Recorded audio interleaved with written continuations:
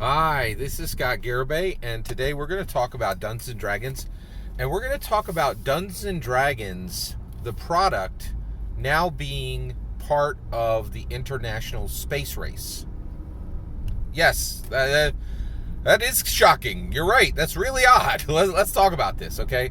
So you can find in the link below. There are so who goes to space today, right? In years 2022, who goes to space today? There's now three groups. There's eccentric billionaires, right? Elon Musk is highly invested in space exploration.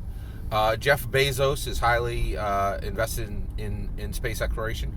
Richard Branson is highly invested in space exploration. Oh, there's a few other players. The U.S. government, yeah, they go to space, right? Like they do space stuff.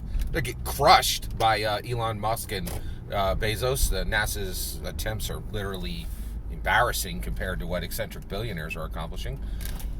And then there's Dungeons and Dragons. The product is involved in the international space race, all right? So you're like, wait, Scott, Dungeons and Dragons isn't involved in the international space race. You're wrong. They are. So look at the videos below. They are involved in the international space race, right? So Dungeons and Dragons, the intellectual property, is specifically now involved in the international space race. They specifically are sending objects into space. What's the first object that Dungeons and Dragons has sent into space as Dungeons and Dragons, the intellectual property, engages in the international space race? They sent a D20 up there. They sent a die into space. And now they have created two IRL artifacts. The lost D20, the lost space D20, and the lost Star Moth, which is the space vehicle that was used to roll the first D20 in space. Pretty sure that is the first D20 that's been rolled in space. Correct me if I'm wrong there. But so the Dungeons and Dragons design team, the owners of Dungeons and Dragons, they're all like, you know what's important that we do? We need to go to space, right? So first of all, in my humble opinion, they have sent the first Dungeons and Dragons object into space. The next step logically will be to send the first Dungeons and Dragons Dungeon Master into space, and then the first Dungeons and Dragons player group of 4 players into space. So at this point, space knowledge on how to launch things into space, how to track devices that fall from space onto the Earth and recover them, is the knowledge base of governments, eccentric billionaires, and Dungeons and Dragons, and the Dungeons and Dragons intellectual property. That's shocking. Why on earth is space exploration attached to the Dungeons and Dragons intellectual property? Well, it makes a lot of logical sense to me, okay? The game was born in 1974 by the most courageous, innovative, absolutely baller American who ever lived, with 2 exceptions, right? Here's American history for you. Abraham Lincoln, right? Freed the slaves. Yay. That was really good.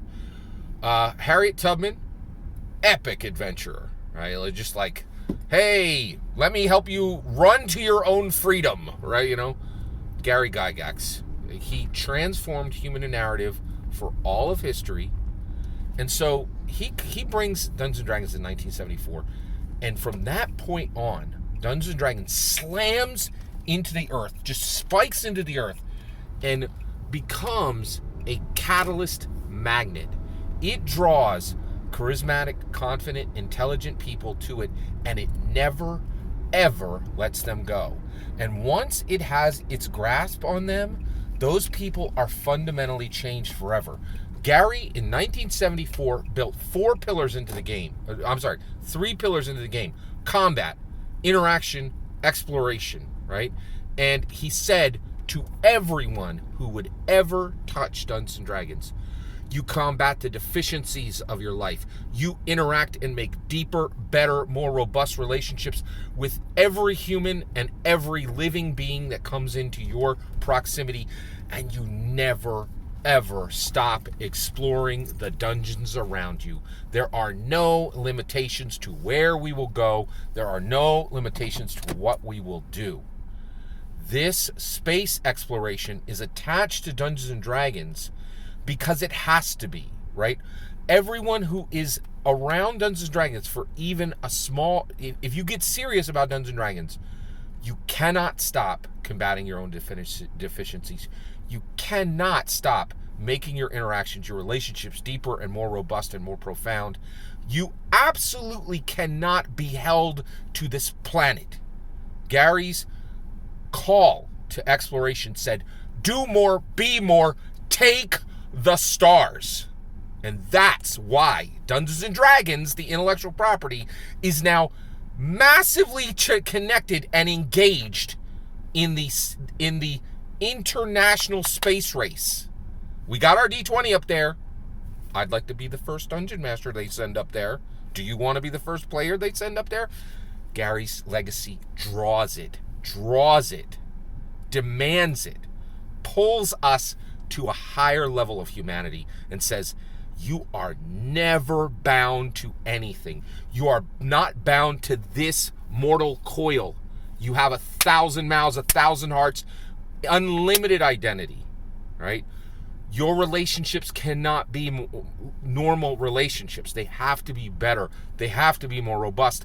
They have to be run through the 3A abstraction cycle of, they have to be run through the 3A life cycle of abstraction, action, to assertion, with low risk, low cost. The product has to be free. It has to be for everybody. And you are never going to be bound to this ball of dirt. I'm Gary Gygax, and I am sending you to the stars. Explore. First, it happens in this thing we call a game, and then it happens in IRL. Dungeons and Dragons was drawn to the skies by Gary's legacy, by his demand to combat, to interact, to explore, and to never, ever stop being more. That's my humble opinion. What's yours?